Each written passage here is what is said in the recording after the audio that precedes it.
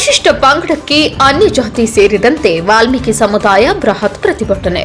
ವಿಜಯನಗರ ಜಿಲ್ಲೆ ಕೊಟ್ಟೂರು ತಾಲೂಕಿನ ವಾಲ್ಮೀಕಿ ಸಮಾಜದ ಮುಖಂಡರು ಕರ್ನಾಟಕ ರಾಜ್ಯ ಸರ್ಕಾರ ಹಮ್ಮಿಕೊಂಡ ಜಾತಿ ಗಣತಿಯ ಸಮೀಕ್ಷೆಯಲ್ಲಿ ನಾಯಕ ವಾಲ್ಮೀಕಿ ಸಮಾಜ ಪರಿಶಿಷ್ಟ ಪಂಗಡಕ್ಕೆ ಅನ್ಯ ಬೇರೆ ಜಾತಿಯವರನ್ನ ಸೇರ್ಪಡಿಸುವುದನ್ನು ಖಂಡಿಸಿ ರಾಜ್ಯ ಸರ್ಕಾರದ ವಿರುದ್ಧ ಪಟ್ಟಣದಲ್ಲಿ ಪ್ರತಿಭಟನೆಯನ್ನ ಹಮ್ಮಿಕೊಳ್ಳಲಾಗಿತ್ತು. ಈ ಸಂದರ್ಭದಲ್ಲಿ ರಾಜ್ಯ ಸರ್ಕಾರ ಪರಿಶಿಷ್ಟ ಪಂಗಡಕ್ಕೆ ಅನ್ಯ ಜಾತಿ ಸೇರಿಸದಂತೆ ವಾಲ್ಮೀಕಿ ಸಮಾಜದ ಮುಖಂಡರಾದ BSR Moogappa, K Fakirappa, T Ramappa, ವಕೀಲರಾದ ಪ್ರಕಾಶ್ ರಾಜ್ಯ ಸರ್ಕಾರದ ವಿರುದ್ಧ ಮಾತನಾಡಿ ಸರ್ಕಾರಕ್ಕೆ ಮನವಿ ಸಲ್ಲಿಸಲು ಕೊಟ್ಟೂರು ಪಟ್ಟಣದ ವಾಲ್ಮೀಕಿ ಸಮುದಾಯದಿಂದ ಪ್ರತಿಭಟನೆ ಪ್ರಾರಂಭಗೊಂಡು ಪ್ರಮುಖ ಬೀದಿಗಳ ಮುಖಾಂತರ ತಹಸೀಲ್ದಾರ್ ಕಚೇರಿಯ ಮುಂಭಾಗದಲ್ಲಿ ಉಪ ತಹಸೀಲ್ದಾರರಿಗೆ ಮನವಿ ಪತ್ರ ನೀಡಿ ರಾಜ್ಯ ಸರ್ಕಾರಕ್ಕೆ ಒತ್ತಾಯಿಸಿ ಪ್ರತಿಭಟಿಸಿದರು.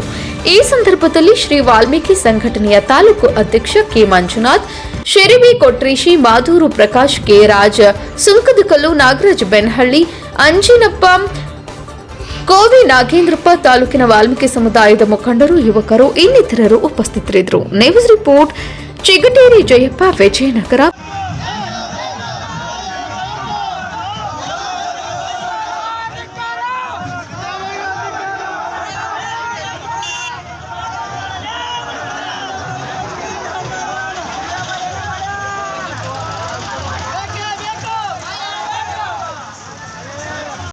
ಅಂತ ಹೇಳಿಸಿ ಒಂದು ವಿಕೆಟ್ ಹೊಡೆದು ಫಸ್ಟ್.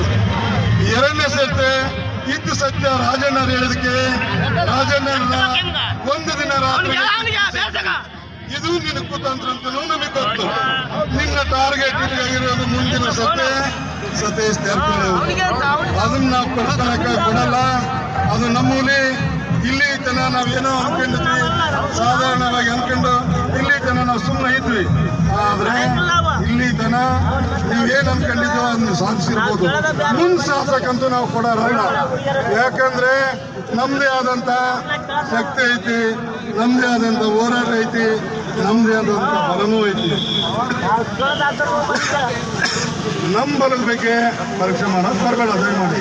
ಯಾಕಂದ್ರೆ ನಾವು ಬೆನ್ನೆತ್ತಿ ಕುಳಿಸ್ಕೊಂತೀವಿ ಎಲ್ಲಾಗ ಸಮಯ ಬಂದಂತ ಸಂದರ್ಭದಾಗ. ಎದುರು ನಿಂತರೆ ಕಾಲಾಗ ಕೀಳೋಕೆ ಏಸ ಜಾತಿ ನಮ್ದಲ್ಲ. ಅದನ್ನ ಫಸ್ಟ್ ಅರ್ಥ ಮಾಡ್ಕ. ನಾವು ಎಲ್ಲಿವರೆಗೂ ಗೌರವ ಕೊಡ್ತೀವೋ ಅಲ್ಲಿವರೆಗೂ ಉಳಿಸಿಯ. ಆದ್ರೆ ಗೌರವ ಕಳೆಯಕ್ಕೆ ಬಂದಂತ ಸಂದರ್ಭದಲ್ಲಿ ಗೌರವ ಕಳ್ಕೊಂಡಂತ ಜಾತಿ ನಮ್ದಲ್ಲ.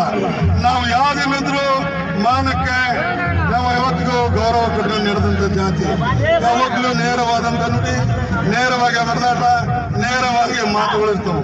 ಆದ್ರೆ ಬೆನ್ನಿ ಚೂರಿ ಹಾಕಂತ ಕೆಲಸ ನಾಯಕ ಯಾವತ್ತೂ ನಾಯಕನೇ ಆಗಿರ್ತಾನೆ ಹೊರತು ಹಲ್ಕಟ್ ಕೆಲಸ ಮಾಡೋಂಥ ನಾಯಕ ಅಲ್ಲ. ಮಾನ್ಯ ಸಿದ್ದರಾಮಯ್ಯ ಸಾಹೇಬ್ರೆ, ಇಲ್ಲಿಗೆ ಇದನ್ನ ನಿಂದ್ರಿಸಿದ್ರೆ ಅದು ಬಹಳ ಸೂಕ್ತ, ನಿಮಗೂ ಒಳ್ಳೆಯದು. ಅಕಸ್ಮಾತ್ ಆಗಿ ಏನು ಇದನ್ನ ಹಿಂಗೆ ಕೆಣಕ್ಯಂತ ಹೋದ್ರೆ ನಮ್ಮ ಜನಾಂಗದವರು ಇಲ್ಲಿಂದ ಪಾದಯಾತ್ರೆ ಮಾಡಿಕೊಂಡು ವಿಧಾನಸೌಧಕ್ಕೆ ಮುತ್ತಿಗೆ ಹೇಳ್ತಾ ಇದೀವಿ. ದಯವಿಟ್ಟು ಜಾತಿ ಮಧ್ಯೆ ಜಗಳ ಹಚ್ಚೋದು ಇವನ್ನೆಲ್ಲ ಬಿಟ್ಟು ನಿಮ್ಮ ರಾಜಕಾರಣವನ್ನು ಬೆಳವಣಿಗೆ ಮಾಡ್ಕೊಳ್ರಿ. ಅದು ಬಿಟ್ಟು ಇಲ್ಲಿ ಜಾತಿ ಮಧ್ಯದಲ್ಲಿ ಊರಲ್ಲಿ ಅಣ್ಣ ತಮ್ಮ, ಅಕ್ಕ ತಂಗಿ ಎಲ್ಲರೂ ಒಂದಾಗಿ ಸಹಬಾಳ್ವೆ ನಡೆಸ್ತಾ ಇದ್ದಾರೆ. ಅದರಲ್ಲಿ ನೀವೇನಾದ್ರೂ ಈ ಉಳಿಯಿಂದ ಕಾರ್ಯಕ್ರಮ ಏನಾರು ಮಾಡಿದ್ರೆ ನಾವು ನಮ್ಮ ಶಾಪ ನಿಮ್ಮನ್ನು ಸುಡದೆ ಸುಮ್ಮನೆ ಇರುವುದಿಲ್ಲ ಅಂತ ಹೇಳಿ ಎಚ್ಚರಿಕೆಯನ್ನು ನೀಡ್ತಾ ಇದ್ದೇವೆ.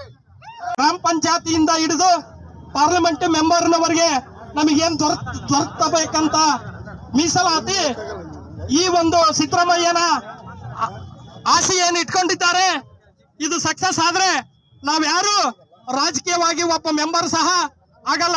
ತಾವೆಲ್ಲ ಗಮನದಲ್ಲಿ ಇಟ್ಕೋಬೇಕು.